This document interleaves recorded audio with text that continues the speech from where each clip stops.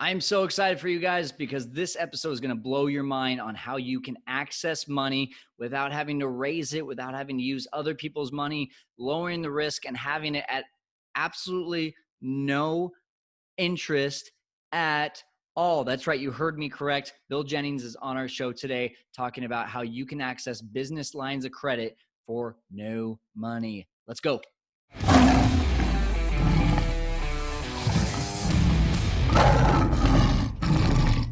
Hey, welcome to the show. You're listening to me, Kyle Stanley, here on the Fearless Investor Podcast. And I want to encourage you right now, if you haven't already and you're serious about getting into Airbnb, go to our website, fearlesskyle.com.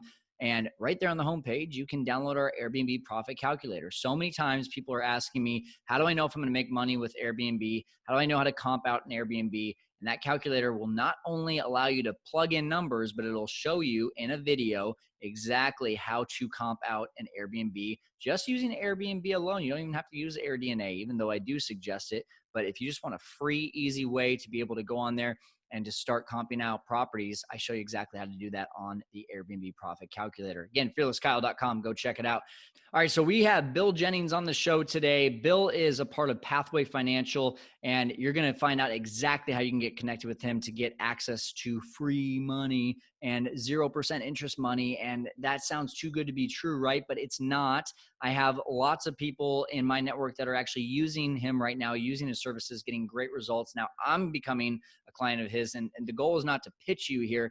The goal is for you to see that you don't have to raise money if you don't want to. Now, I do suggest always continuing to go out and raise money. I'm always raising money, but at the same time, I need that gap funding. I need that, $10,000 here, that $20,000 there.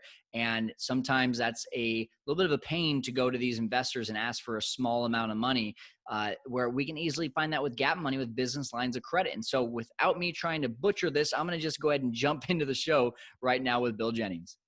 Hey guys, welcome into the show. You are listening to me, Kyle Stanley, on the Fearless Investor, and we've got Bill Jennings, the president of Pathway Financial, with us today. A little bit of a different twist, as you heard as I introduced the show here. Bill is helping people to use money creatively. So Bill himself is not an active investor in real estate or anything else, but helping a lot of people along the way to be able to do that. And I'm excited because I'm actually using his services as well. It's helping us with some projects. I'll kind of get into that as we talk to Bill here. But first of all, Bill, thanks for being on the show, man. Thanks for having me. I appreciate it. Yeah. And like I said, you're not necessarily an active investor, but you're helping a lot of people and you have some investing stories. So usually I like to start out by asking, what is your most interesting investing story? So I do some investing. I'm not heavy into investing. We'll get into it a little bit later about how I kind of started investing and then segueing into what I do now. But I'd say it's probably the most recent flip that I did. It wasn't even a flip. It was kind of like a partial flip. I bought a property. I'm based right outside of Chicago, and I bought a property on the south side of Chicago, and I had aspirations to do a lot with it. But it's very far, and a lot of investors or a lot of contractors don't want to work down there. So it was very difficult to get somebody to actually get this project done for me. And I was busy running my own business. So it got to a point where I realized I need to bail on this property. And knowing I put money into it, I was nervous at the time that I'm not going to get my money out of it. It was kind of ready we kind of did a lot of the work already to kind of get it to the point where it can start being put back together. All the demo was done, all that kind of stuff. So I wanted to kind of sell it to another investor as kind of a rehab ready property, right? And I wanted to at least just get my money out of it. I kid you not, within like I think it was the second day that it was on the market, an offer came in higher than asking price. And we sold it, and I was like, who wants to pay like more than, because basically I put it up for what I bought and how much money I had put into the property already. And I'm like, who is offering this much money in this property in this area? I didn't see how they get their money back. Did some digging on the LLC that bought it, and it was actually a fund that Jay-Z was using. What? He has a bunch of his, I guess, people, I don't know who they are, that are buying properties in certain areas and doing it. So I guess when you have billionaire money, you don't really care about spending a premium on a crappy house on the south side, huh? Oh my gosh. You can tell people that Jay-Z bought a house from you. That's kind of cool. Indirectly, yes. And don't worry, audience listening in, he's not a White Sox fan. He is a Cubs fan. So he passed the test before getting on the show. I don't want to expose anyone out there to Southsiders. No, I'm just kidding. So yeah. If you're a White Sox fan, I apologize. But hey, let's jump into this, Bill. So you, first of all, give people a very brief description of what you do. And then I really want to hear your story of how you got into it, and what led you into this career. Yeah, definitely. So what we focus on right now is helping not just real estate investors, but business owners in general. People get access to capital in a creative way to be able to utilize that capital to help fund their business, grow their business. And I would say probably 75%, if not more, of our clients are aspiring real estate investors. We work with investors that are more seasoned as well, but kind of the people that I like working with is the person who wants to become a real estate investor and has no access to money and thinks that they can't do that, and show them how they can creatively get access to funds and actually start purchasing properties. So that's what we focus on. That's awesome. And how did you get into it? Yeah, so let's start with this. I did not come from a family with money whatsoever. So I didn't understand, not only did I not understand finance, but my parents always rented. So I never even saw a family member that owned a home. So I didn't understand how mortgages worked. I didn't understand how home ownership worked. I didn't understand any of that stuff. And we, being a lower middle class family, I have a sister who was much more intelligent than me and got very good grades. And I knew that only one of us was probably going to college, and it was going to be her over me. So I knew from a young age that I needed to figure out how to make money for myself. So right out of high school, I got into the mortgage business, and this was right at the height of like the refi boom in the 2005, 2006 timeframe. So I started in the mortgage industry, not even understanding how a mortgage worked. And I was crushing it. I 19 years old, I was making over 100 grand a year while my friends were going into debt and going to college or delivering pizzas for Domino's, basic normal jobs that you have when you're 18, 19 years old. So I was just killing it doing mortgages. And the company that I was working for, which at the time they were the largest mortgage brokerage in the country, the owner got indicted, and they went down, and they were one of the first mortgage companies that went down when everything started going bad, basically. So I got away from them, and I ended up starting my own mortgage company. And quickly we grew to one of the largest in the Midwest. And it was Pathway Financial. That was kind of the Pathway Financial 1.0 is what I like to call it. So we were a mortgage brokerage that only focused on subprime lending. So only people that had poor credit, only people that couldn't go into their local bank and get approved for funding. So everything was going great, and 2008, 2009 happened, and subprime lenders were the first ones to go. Yep. So I can still remember going into the office that day, and it was email after email. We would get emails from the lenders just saying, hey, we're no longer doing business. You have to take your files elsewhere. And one after another, by the end of the day, every lender that we worked with was gone. So like every, I guess, red-blooded American, I spent all of my money that I was making and didn't save a dollar of it because I didn't understand finance, right? I had no financial literacy. My parents never had money, so I knew to spend my money, and that's what I did. So I had no safety net. So I basically went completely broke at that point. And I realized that the next thing was going to be real estate investing because there were all these properties that were being foreclosed on. There's a ton of opportunity. The problem was I had terrible credit because I had no money anymore. I had cars repossessed. I went through a divorce at the same time. Everything went bad. So I had no access to any money. I had no access to credit. And I knew I always understood like OPM, right? Like other people's money. Right. And the problem was the only people that I knew that had money were people that were in the mortgage industry, and now they also have no money. So I had nobody to go to. So I had to really figure out a way to try and get creative to find a way to get money to be able to start investing in real estate because I knew that's where everything was going next. That's where you'd be able to make some money. So luckily I had a friend whose dad had amazing credit, and he was always willing to help me with stuff.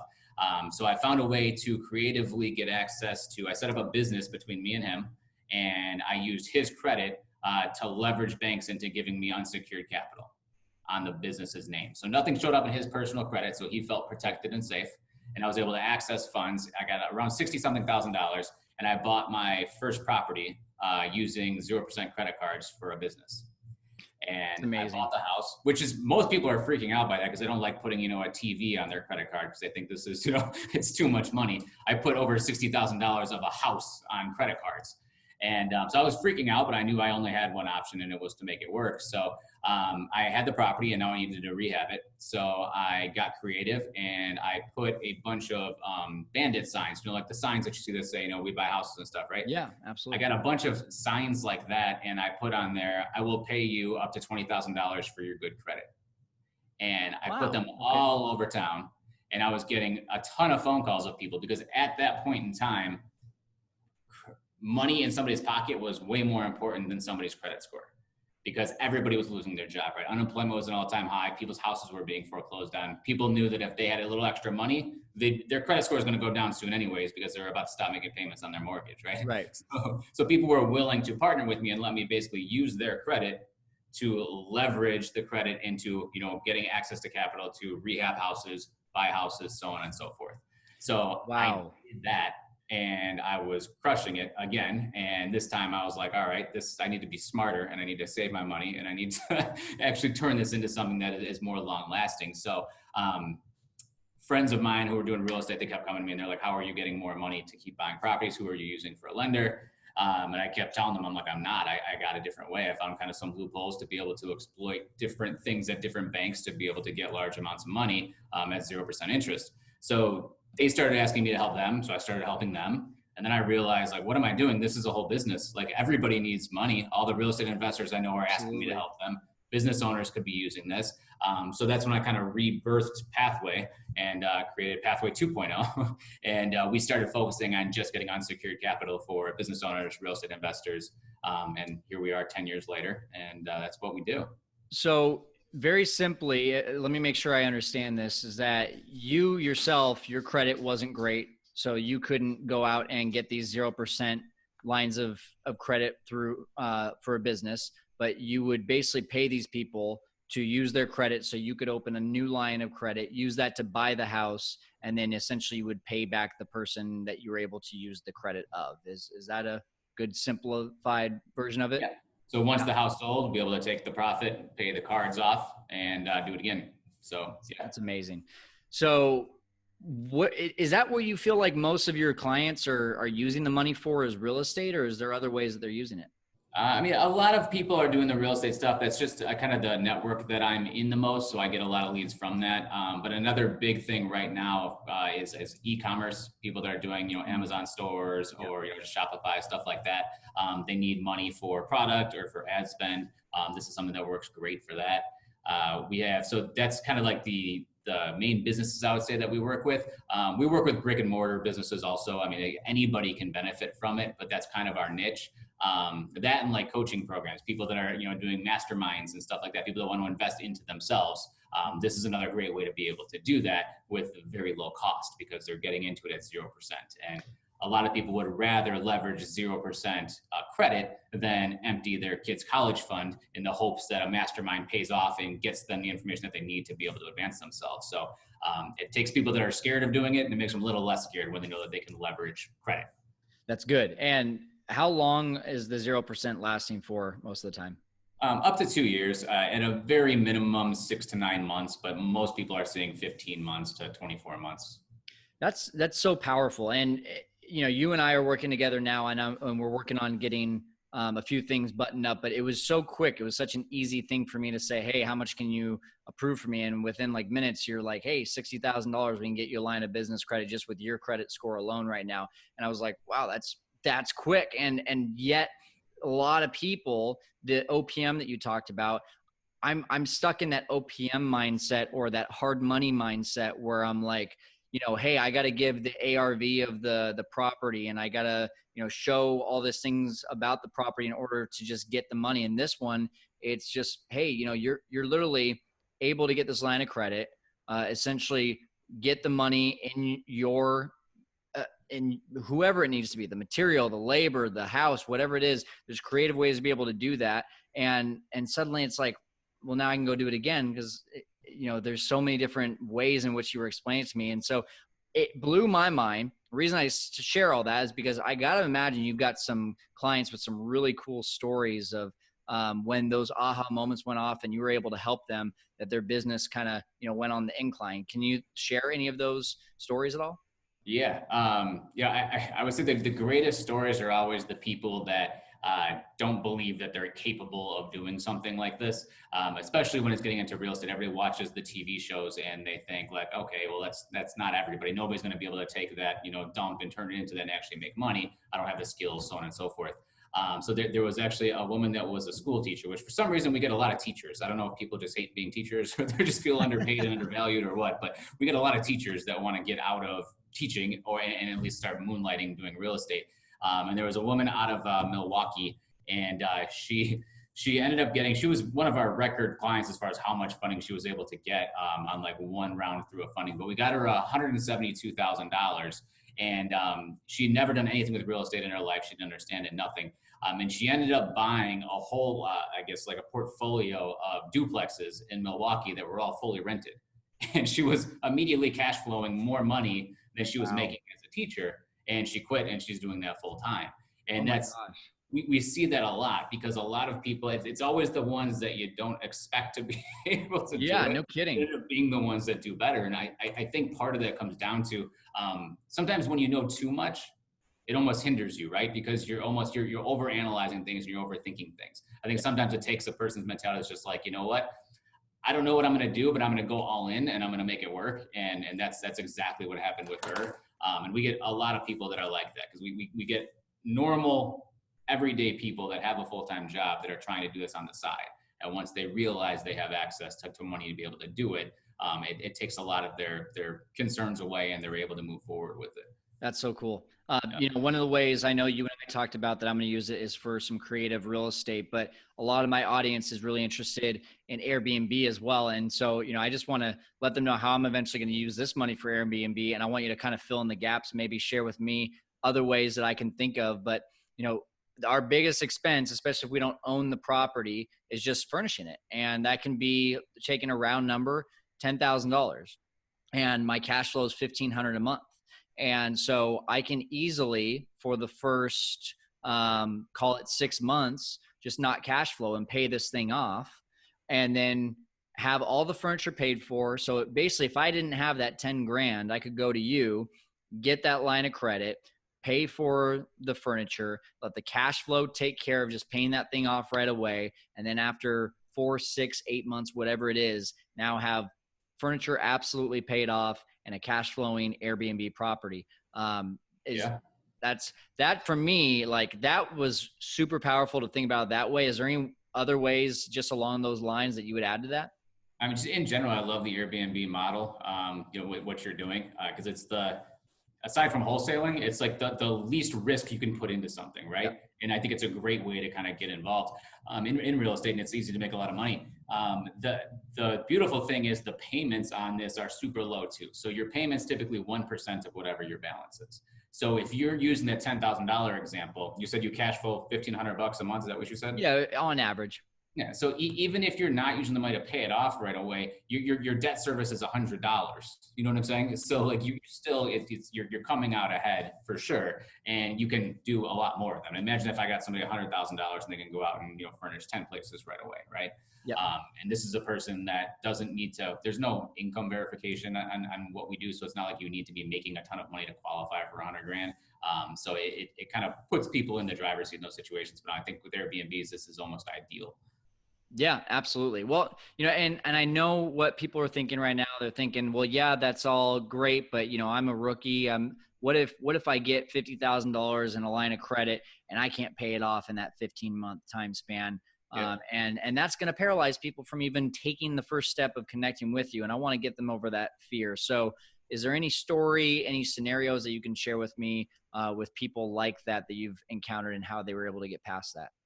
Yeah, so we do this with almost everybody. So I think the biggest thing, and I'm sure you talk to people about this, is mindset, right? It's getting past that like consumer mindset. A lot of people they feel paralyzed when they have debt, right? Absolutely. And you have to realize and recognize immediately the difference between consumer debt and leverage, right? Consumer debt, which we're all taught is bad from when we're little kids, is going and buying a boat on your credit card, going and buying, clothes that you can't afford on your credit card. That's debt. Okay. That's bad. We don't want that. Mm-hmm.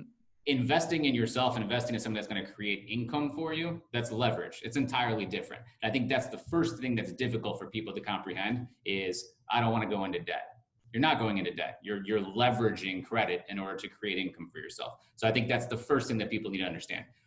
Did Ramsey just hear that? Sorry, I had to. I've done posts like that and tagged Dave Ramsey on them on Instagram, hoping that he'd like, say something to Probably me. hasn't happened yet. But yeah, so there's a big difference there. So I think that's the first step. And then people immediately always think about like, I want to pay off the credit as soon as I can. And that's a great strategy. Some people do that. Other people realize I can keep rolling this. And sometimes they choose to keep the debt out longer than that 0% period. So either way, the solution to that we do for pretty much everybody is, as long as you're utilizing business credit, and this is where, understanding how this game is played is very, very important. As long as you're utilizing business credit, nothing's going to show up on your personal credit report as long as you do it the right way. So you can, like, if you were to take a personal credit card that has a $20,000 credit limit and you max it out, your score is going to drop drastically because a large portion of your credit score is based on what we call your debt utilization, how much of your credit you're using. Okay. So it's bad to max out your personal credit cards.